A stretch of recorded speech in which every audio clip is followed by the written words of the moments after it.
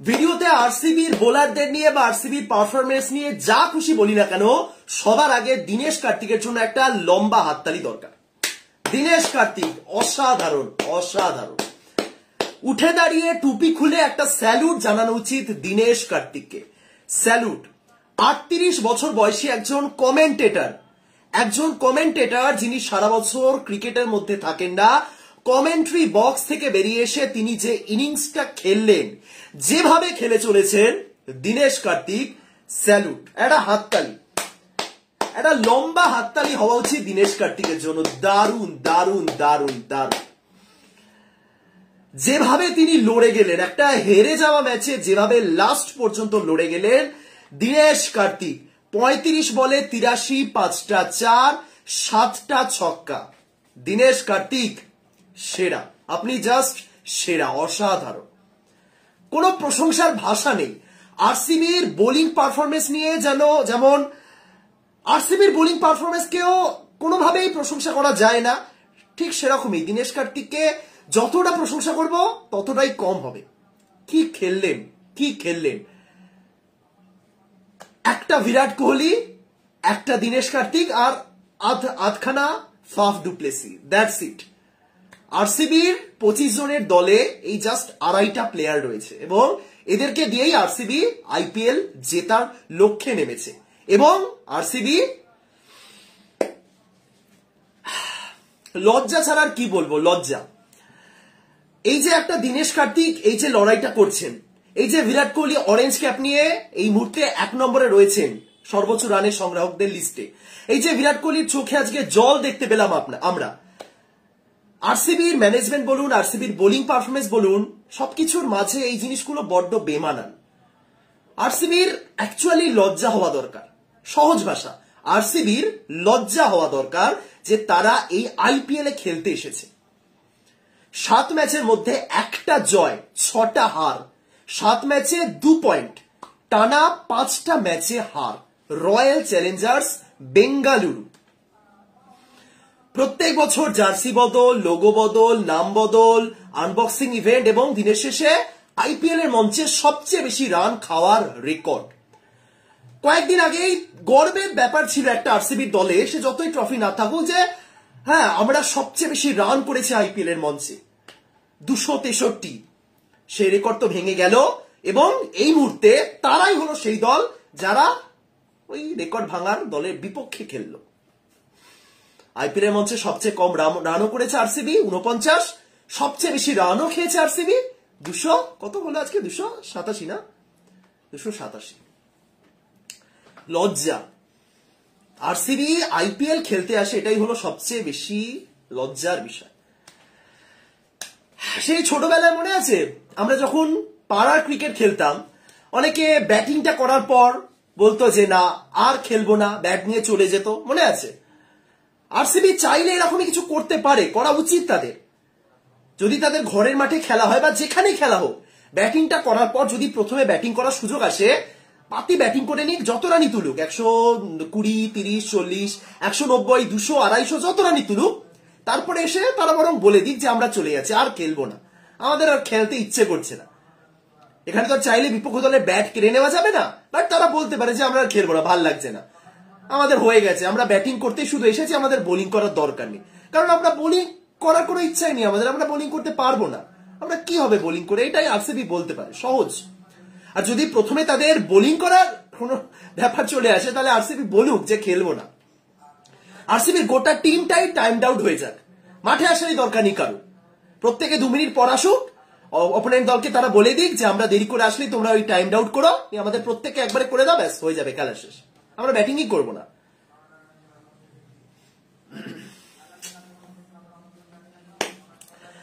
বিরাট কোহলির এরকম অনেক সিচুয়েশন এসেছে যখন বিরাট কোহলিকে একেবারে হতাশ, ক্লান্ত, অসহায় লেগেছে।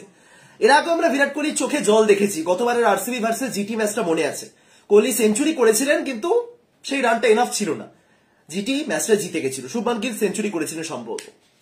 আজকেও দেখলাম যখন আরসিবির ব্যাটাররা 6-এর পর 6 মারছেন, হেনরিক ক্লাসেন, আব্দুল সামাদের মতন একজন আনক্যাপ ক্রিকেটার, আরসিবির এই লকি ফার্গুসন বা রিস টপলির মতন ইন্টারন্যাশনাল বোলারদের সামনে, তখন দেখলাম বিরাট কোহলি তাকাচ্ছেন, এক একটা ছয় যখন যাচ্ছে বিরাট কোহলি দেখছেন অবাক দর্শকদের মতো।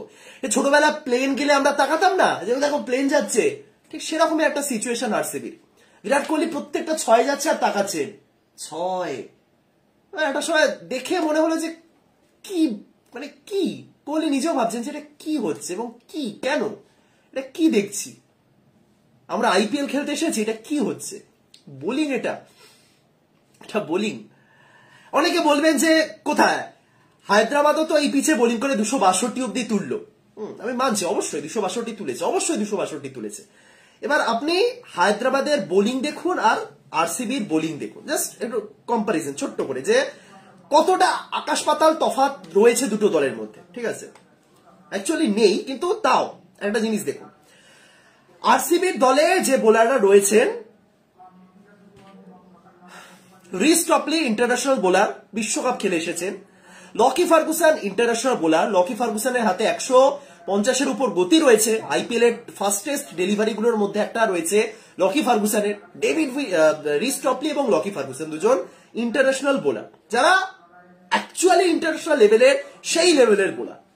তার সাথে আমি বাদ দিলাম ইয়াজদাল এবং বিজয় কুমার ভিশাককে, তারা একেবারেই আনক্যাপড ডোমেস্টিক, বাদ দিলাম, বাট দুটো ইন্টারন্যাশনাল বোলার। এবার একই জায়গায় আপনি হায়দ্রাবাদের বোলিংটা দেখুন, জয়দেব উনাদকট, নটরাজন, ভুবনেশ্বর, হ্যাঁ তিনজন ইন্টারন্যাশনাল খেলেছেন একটা সময়, কিন্তু এদের মধ্যে কজন এখন এই মুহূর্তে ভারতীয় দলে খেলছেন? কেউ না। নটরাজন সে কোন যুগ আগে বেরিয়ে গেছেন, ভুবনেশ্বর কুমারও 2022-এর পর আর ভারতীয় দলের ধারে কাছেও নেই, এবং উনাদকটের কথা ছেড়েই দিলাম যে বোলিংটা করছে। একমাত্র প্যাট কামিন্স, হ্যাঁ অবশ্যই ওয়ার্ল্ড চ্যাম্পিয়ন বোলার। এবার আপনি যদি একটা ইন্টারন্যাশনাল বোলারের সামনে দুটো ইন্টারন্যাশনাল বোলার নিয়ে খেলেন, তাহলে কিছু তো দায়িত্ববোধ থাকে নাকি? আপনার রিস টপলি আপনার দুজন ইন্টারন্যাশনাল বোলারের আজকে পারফরমেন্স কি? রিস টপলি এবং ফার্গুসন, রিস টপলি 4 ওভারে 68, লকি ফার্গুসন 4 ওভারে 52, দুজন মিলে 8 ওভারে 140 রান। এটা হলো আরসিবির ইন্টারন্যাশনাল বোলারদের কোয়ালিটি। আমি বাকি আর কি বলবো, আর কি বা বলবো, আকাশ পাতাল ডিফারেন্স নেই, কিন্তু এগিয়ে তো আরসিবি, এটুকুনি তো আপনি স্বীকার করছে। 8টা ওভার যখন আমার ইন্টারন্যাশনাল টপ দুজন বোলার বোলিং করছে, তখন তো কিছুটা তো বেটার করা যায় না?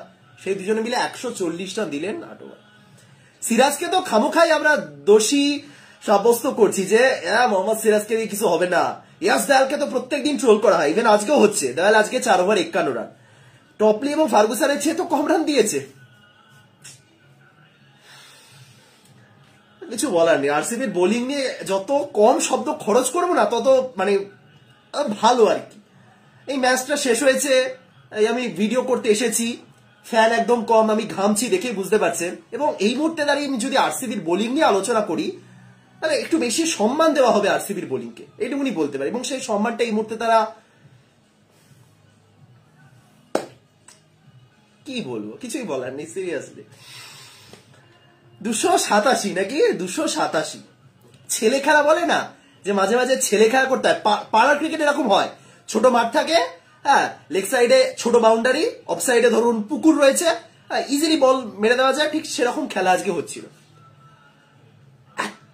এত মার এত মার এত মার, ওই যে আমি জাস্ট একটা জিনিস দেখে অবাক হচ্ছিলাম, এই যে মুহূর্তে আজকে হেনরি ক্লাসেন বা ট্রাভিস হেড আউট হয়েছিলেন, হেনরি ক্লাসেন যখন আউট হলেন তখন 17তম ওভার শেষ হলো, 231 রান।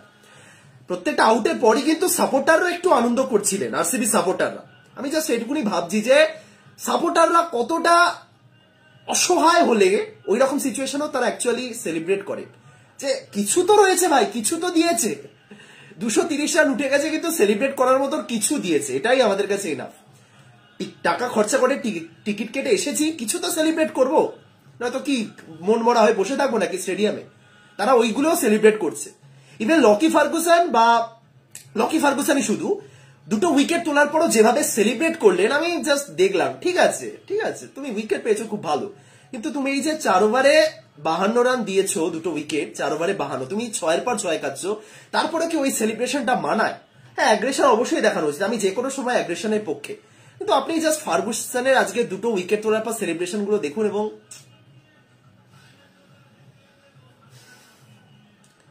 এই টিমের সাপোর্টার আপনি যদি হন না, আপনার এবার রাগ হবে যে এটা কি করছে, এই টিমটা কি করছে, কেন করছে, এই টিমটা কেন আইপিএল খেলে? ফাফ ডু প্লেসি আজকে ম্যাচ শেষ হওয়ার পর এলেন, কিছু বললেন, হ্যাঁ বললেন যে হ্যাঁ এই পিচটা ব্যাটিং এর জন্য খুব ভালো ছিল। ম্যাচ প্রেজেন্টেটর যারা থাকেন, যারা জিজ্ঞাসা করেন প্রশ্ন, তারা পর্যন্ত একদম কাচুমাচু হয়ে একদম খুব নরম স্বরে জিজ্ঞাসা করলেন, ফাফ টানা 5টা ম্যাচ হার, স্ট্রেট 5 লস। মানে তাদের গলাতেও সেই একটা সংযম রয়েছে যে না, এদেরকে কি বলবো, আর এরা কি খেলছে, এদেরকে আমি কি বলবো, এদেরকে জিজ্ঞাসা করেও বা কিছু হবে? এরকম একটা সিচুয়েশনে দাঁড়িয়ে আছে রয়্যাল চ্যালেঞ্জার্স ব্যাঙ্গালোর। একটা কোহলি, একটা দীনেশ কার্তিক এবং অর্ধেক Faf du Plessis. Faf du Plessis তো শুরুর দিকে তো ওই একই খারাপ প্রদর্শন ছিল, শেষ দুটো ম্যাচে দারুণ ব্যাটিং করেছে। সুতরাং 3 জনকে নিয়ে আরসিবি খেলতে নেমেছে। আপনাকে আমি বলছি, সাপোজ আপনাকে যদি 40 থেকে 45 কোটি টাকা দেওয়া হয়, তাহলে আপনি কি করবেন বলুন? অনেস্ট অ্যান্সার দিন। গাড়ি কিনবেন, বাড়ি কিনবেন, অনেক কিছু অনেকের স্বপ্ন রয়েছে, ঘুরতে যাবেন। আরসিবি 4 জন প্লেয়ারকে কিনেছে। আরসিবি ওই কত 45-46-47 কোটি টাকা দিয়ে 4 জনের সম্মিলিত মূল্য আর কি। Glenn Maxwell, Cameron green, Alzarri Joseph এবং মোহাম্মদ সিরাজ, প্রায় 46-47 কোটি টাকা। 4 জনই আজকে বসেছিলেন। এটা আরসিবির ফল্ট নয়, মানে এমন নয় যে আরসিবি ইচ্ছে করে বসিয়ে রেখেছে, তারা বাধ্য হয়ে বসিয়েছে, কারণ 4 জন খেলতে পারছেন না। ম্যাক্সি তো সুপার ফ্লপ, 6 ইনিংসে মেবি 32 রান। গ্রিন তো সেম, আলজারি জোসেফের কথা ছেড়েই দিলাম, সিরাজ ওই একই। এবার 46-47 কোটি টাকা দিয়ে কেনা 4 জন প্লেয়ারকে যদি বসিয়ে রাখতে হয়, একটা টিম যদি বসিয়ে রাখে, সে যে কারণেই হোক, তাহলে সেই টিমটা সিচুয়েশনটা বুঝতে পারছেন যে কতটা খারাপ পরিস্থিতি হলে এরকম কিছু করতে হচ্ছে। 4টে প্লেয়ারের সম্মিলিত মূল্য প্রায় 50 কোটির কাছাকাছি, এবং তাদেরকে বসিয়ে রাখতে হচ্ছে কারণ উপায় নেই, তারা খেলতে পারছেন। এবং তাদের জায়গাতে যাদেরকে খেলা হচ্ছে তারাও একই, তাদের মধ্যেও কিছু ডিফারেন্স নেই। কোথা থেকে শুরু করবো আমি জানি না, কোথা থেকে শুরু করব, কোথায় গিয়ে শেষ হবে। এটা খুব বাজে একটা, সমর্থকদের জন্য খুব বাজে একটা হিউমিলিয়েশন, আর কিছুই না।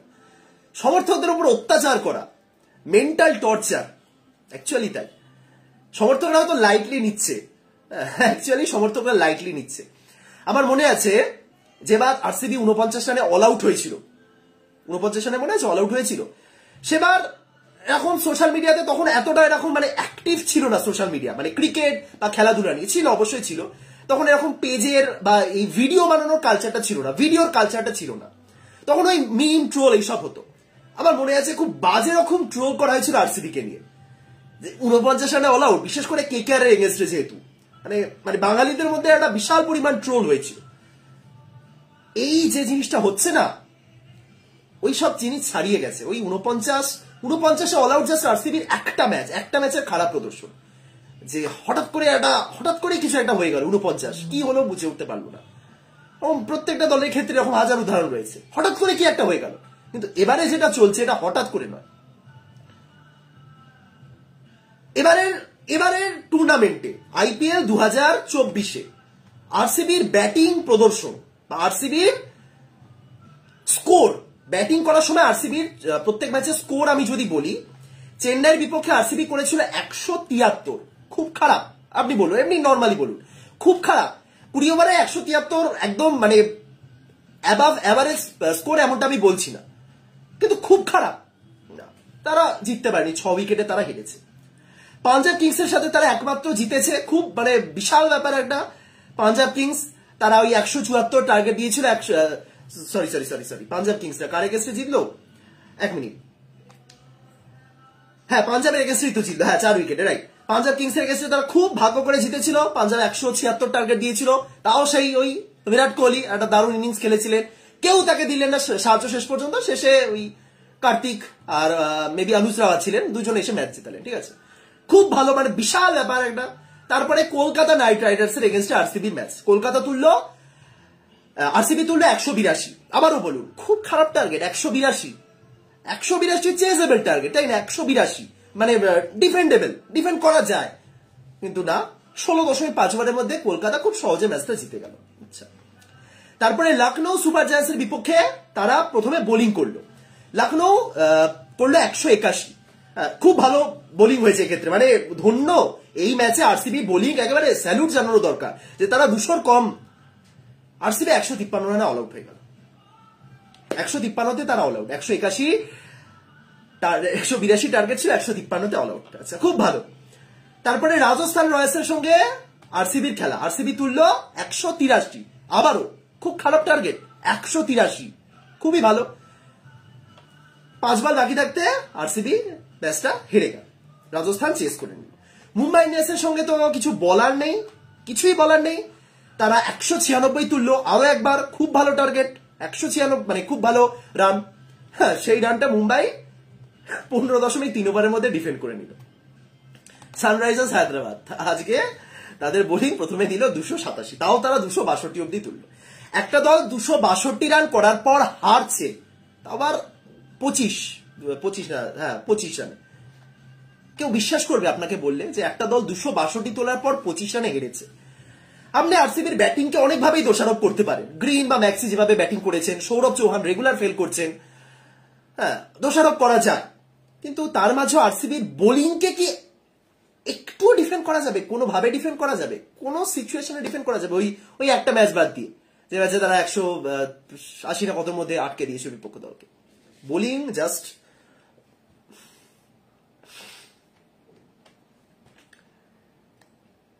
ক্যামেরাম্যানও পুরো একদম ফোকাস করছিল প্রত্যেকের মুখের উপর। একটা 6 হচ্ছে, সঙ্গে সঙ্গে কোহলির দিকে ফোকাস করা হচ্ছে। কোহলি, আমি এক্সপ্রেশন গুলো দেখছিলাম, একটা সময় কোহলি জাস্ট বল দেখছেন, একটা সময় কোহলি কি হচ্ছে, মানে কোহলি নিজেও ভাবছেন যে কি হচ্ছে। এর চেয়ে না বিরাট কোহলিকে বোলিং করানো উচিত, কোহলি ভালো বোলিং করবে। ফাফ ডু প্লেসি বোলিং করুন, 2-1 ওয়াইড হয়তো দেবেন, বাট ঠিকঠাক করে দেবেন। ওভারে অন্তত 20 রান, হ্যাঁ 20 রানও যদি খান তাও ঠিক আছে। ওভারে 20 রান খেলেও আমি বুঝবো ঠিক আছে, ভালো বোলিং করেছেন। মেন বোলারদের মতো অতটা বাজে মার খাবেন। দীনেশ কার্তিককে বোলিং করতে দেওয়া হোক, কারণ কিপারের তো কোনো ভূমিকাই নেই। আরসিবি দলে কিপার কি করবে? আরসিবি দলের কিপারের কি দরকার? যদি কিপার না রেখেও আরসিবি টিম সাজায় না, তাও বেটার। সে ব্যাটার বল মিস করলে পিছন দিকে যাক, বাইচার হয়ে যাক, কোনো সমস্যা নেই। তো কিপারের দরকারই নেই। কটা বল দীনেশ কার্তিকের কাছে পৌঁছায়? ম্যাক্সিমাম বলই তো ব্যাটে বলে কানেকশন হয়, বাটের বাইরে বেরোয়। কি হচ্ছে, মানে কি, কেন, কি করছে আরসিবি, কেন খেলছে? ম্যাচের প্রসঙ্গে যদি আসি, সানরাইজার্স হায়দ্রাবাদ তো একদম ছেলে খেলা করেছে। ট্রাভিস হেড মারাত্মক জাস্ট তাণ্ডব চালিয়ে গেলেন, 41 বলে 102। আমি জাস্ট অস্ট্রেলিয়া আর সাউথ আফ্রিকা দল দুটোকে নিয়ে আমি জাস্ট আতঙ্কে রয়েছি যে বিশ্বকাপে এরা কি করবে, এই দুটো দল কি করছে। মানে আপনি অস্ট্রেলিয়া সাউথ আফ্রিকার ব্যাটিং লাইন আপটা দেখুন টি-20 বিশ্বকাপের জন্য, বাকি সব দলের কথা ছাড়ুন, জাস্ট অস্ট্রেলিয়া সাউথ আফ্রিকা দল দুটোকে দেখুন কেমন খেলবে, পিচ কেমন, সবকিছু ছেড়ে দিন, জাস্ট লাইনটা দেখুন, লাইন আপটা দেখুন, ব্যাটারদের দেখুন যে 7 জন ব্যাটিং করবেন। বিশ্বকাপে তো আর এরকম ইম্প্যাক্ট প্লেয়ার থাকবে না, 7টা প্রপার ব্যাটার নিয়ে আমি ধরলাম। অস্ট্রেলিয়াতে কে আছেন? Travis head, David Warner, Mitchell Marsh, হ্যাঁ কিপার হিসেবে আমি ধরলাম জশ ইংলিশকে, আমি ধরলাম আপাতত। ইংলিশও ভারতের মাঠে এসে সেঞ্চুরি করে গেছেন। গ্লেন ম্যাক্সওয়েল, টিম ডেভিড, হয়তো মার্কাস স্টোইনিস বা ক্যামেরন গ্রিন। গ্রিন কেমন পারফর্ম করছেন, স্টোইনিস কেমন পারফর্ম করছেন ছেড়ে দিন, জাস্ট নামগুলো দেখুন, আতঙ্ক।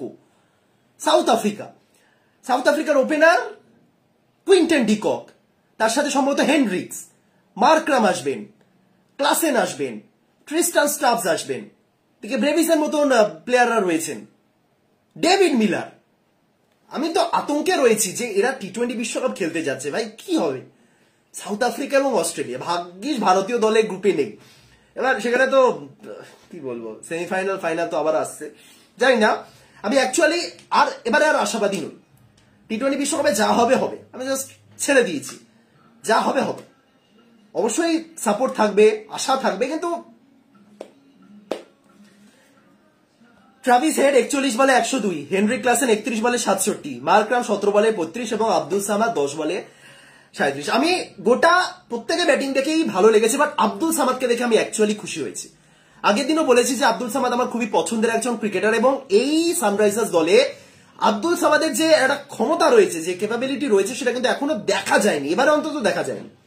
ক্লাসেন বা অভিষেক শর্মা, হেড, মার্করাম, কখনো নীতিশ রেড্ডি সবাই মোটামুটি ভালো খেলে দিচ্ছিলেন, কিন্তু আব্দুল সামাদ কি করতে পারেন সেটা যারা এর আগের 2-3টে মরশুম দেখেছেন তারা জানে। আজকে আব্দুল সামাদ দেখিয়ে দিলেন 10 বলে 37।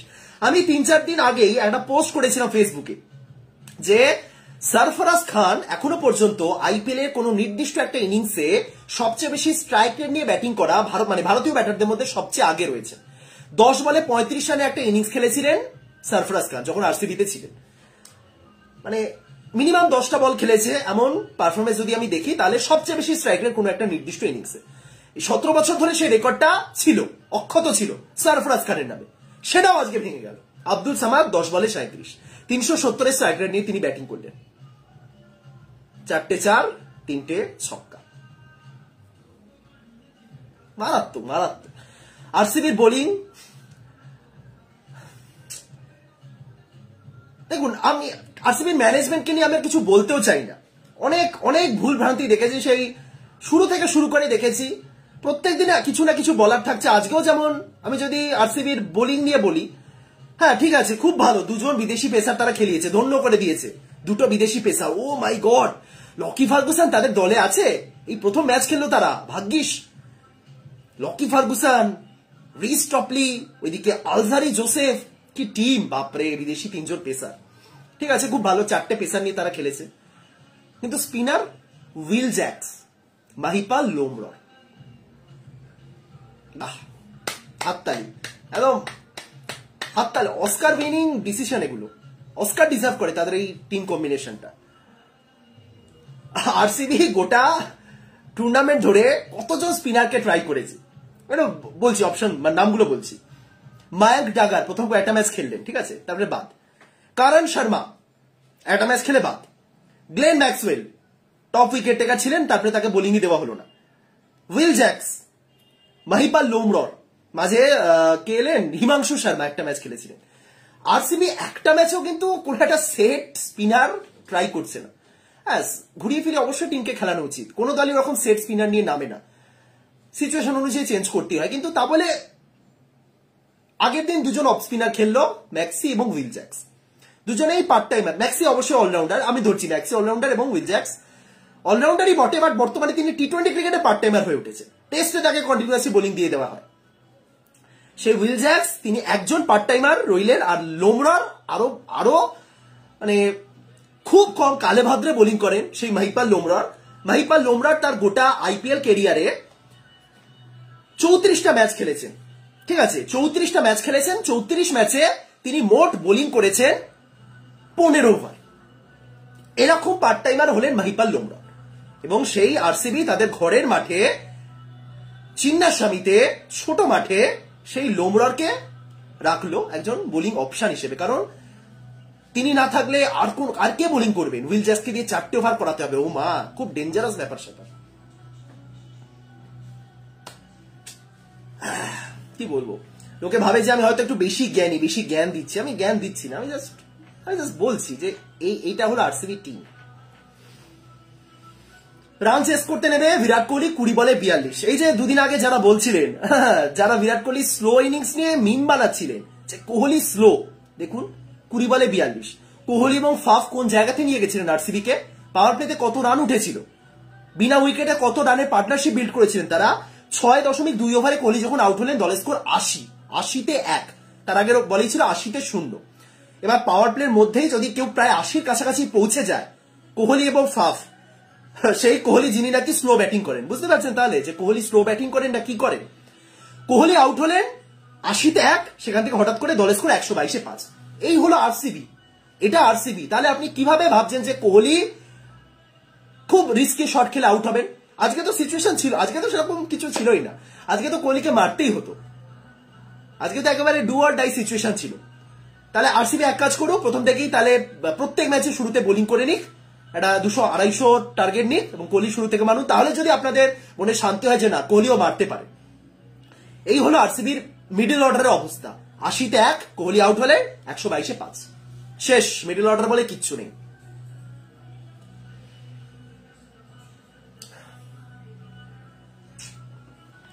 কিচ্ছু বলার নেই, সিরিয়াসলি। শিবম দুবেকে মনে আছে আপনাদের? মানে অবশ্যই মনে আছে, চেন্নাইয়ের হয়ে খেলছেন। একটা সময় জানেন শিবম দুবে আরসিবির হয়ে খেলতেন। শিবম দুবে একটা সময় আরসিবির জার্সিতে খেলতেন এবং সেই সময় শিবম দুবে ভারতের হয়েও খেলেছিলেন। অনেকে তখন শিবম দুবেকে বলতেন আরসিবি কোটায় খেলছে। তিনি তাকে এই যে কোটা শব্দটা ব্যবহার করা হতো সেটা ভুল, কিন্তু এই মুহূর্তে দাঁড়িয়ে আপনি যদি শিবম দুবের পারফরমেন্স দেখেন এবং ভারতীয় দলে শিবম দুবেকে যে পারফরমেন্সটা দেখেন, তাহলে আপনি বলতে বাধ্য হবেন যে না, যারা বলতো যে শিবম দুবে আরসিবি কোটায় খেলে তারা ঠিকই বলতো। আপনি বলতে বাধ্য হবেন, কারণ শিবম দুবের আরসিবির পারফরমেন্স দেখুন আর শিবম দুবের সিএসকে পারফরমেন্স দেখুন, আকাশ পাতার ডিফারেন্স দুটো, মানে দুটো ভার্সনের মধ্যে। আরসিবির দুবে, সিএসকে দুবে, মিল পাবেন না। শিবম দুবে, আমি জানি না এটা কি, আরসিবিতে থাক, যে প্লেয়ারটা আরসিবিতে থেকে চূড়ান্ত ফ্লপ, সেই প্লেয়ারটা নাকি অন্য দলে এসে মারাত্মক খেলছে। এটাই হচ্ছে।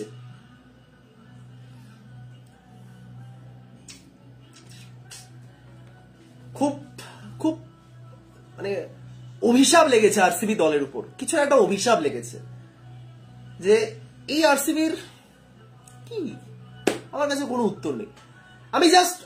আমি জাস্ট এটা চাই, আমি অ্যাকচুয়ালি চাই যে আরসিবির ম্যাচে কে জিতলো কে হারলো এগুলো যেন নিয়ে বেশি চর্চা না করা হয়। দিনের শেষে যেন আমরা এই দীনেশ কার্তিকের ইনিংস গুলো এনজয় করতে পারি, যে না দীনেশ কার্তিক এরকম একটা ইনিংস খেললেন, এটাই দরকার, এটাই ইম্পর্টেন্ট। আর কি আরসিবি জিতেছে না হেরেছে কি এসে যায়? আরসিবি বরং এরকম কিছু ফ্রেন্ডলি ম্যাচ বা চ্যারিটি ম্যাচ খেলুক যেখানে রেজাল্ট ইম্পর্টেন্ট নয়, যেখানে দীনেশ কার্তিকের মতন প্লেয়ার এরকম খেলছেন, যেখানে বিরাট কোহলি একটা সেঞ্চুরি করে দিয়ে যাচ্ছেন, এরকম এইগুলোই আমরা উপভোগ করব, তাহলেই ভালো, তাহলে শান্তি হবে অন্তত।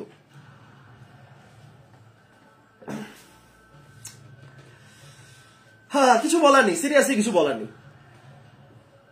সানরাইজার্স হায়দ্রাবাদ তারাও প্রচুর রান খেয়েছে। আমি এমন নয় যে আমি আরসিবির বোলিংকে নিয়ে খুব মানে একদম ক্রিটিসাইজ করে গেলাম, হায়দ্রাবাদের বোলিং নিয়ে কিছু বলবো না, একদমই নয়।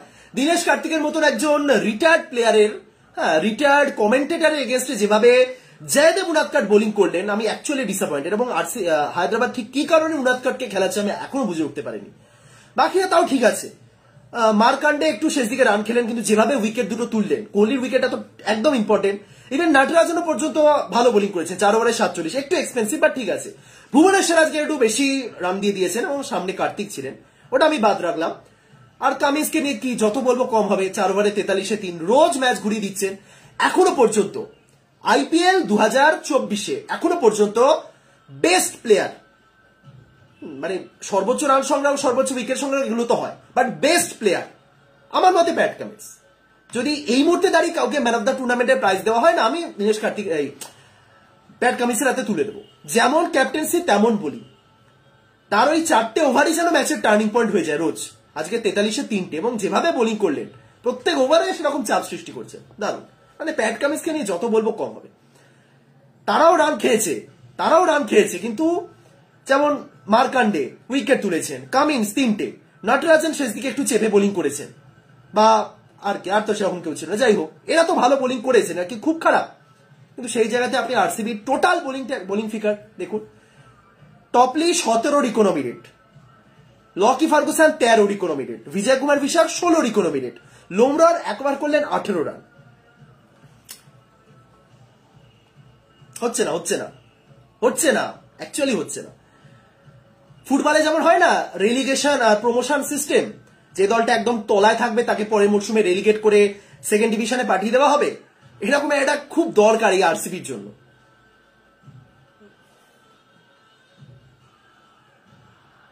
দয়া করে জয়ের ফর্মে ফিরে আসুক আরসিবি, আর কিছু চাই না, এইটুকুনি চাই। দয়া করে জয়ের ফর্মে ফিরে আসুক, কারণ এই যে পারফরমেন্সটা আরসিবি করছে এটা খুব বাজে, লজ্জাজনক পারফরমেন্স করছে তারা। আমি রোজ আরসিবি ম্যাচ দেখতে বসি, আমি আবারও বলছি, রোজ লোকে এই ধরনের লাইভ যারা দেখেন তারা একটা জিনিস ভেবে নেন যে আমি আরসিবিকে পছন্দ করি না, আমি আরসিবির হেটার্স, আমার একদমই পছন্দের নয়, তাই সমস্ত রাগ উগরে দিই। আর যদি আরসিবির জায়গাতে চেন্নাই থাকতো, কলকাতা থাকতো, আমি ঠিক একইভাবে রিয়াক্ট করতাম। কলকাতার ক্ষেত্রে আমি গত মরশুমে, তার আগের মরশুমে এভাবেই বলেছি অনেক ক্ষেত্রে, কারণ কলকাতা কি করছিল গত মরশুম, যেটা কলকাতা থেকে এক্সপেক্টেড নয়। খারাপ সময় দলের পাশে থাকা আলাদা জিনিস, কিন্তু এটা খারাপ সময়ও নয়, এটা তারা ইচ্ছে করে সময়টাকে খারাপ বানাচ্ছে।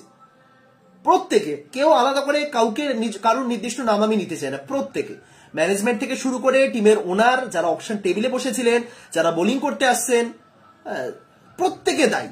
ভুক্তভোগী হচ্ছেন সমর্থকরা, তাদেরকে প্যাক মারা হচ্ছে যে কি টিমকে সাপোর্ট করিস, এটা কি 49-এ অল আউট হয়ে যায়, 287 রান খেয়ে যায়, এটা কি টিম ভাই, এটা কি টিমকে সাপোর্ট করিস, এটা সমর্থকদের শুনতে হচ্ছে।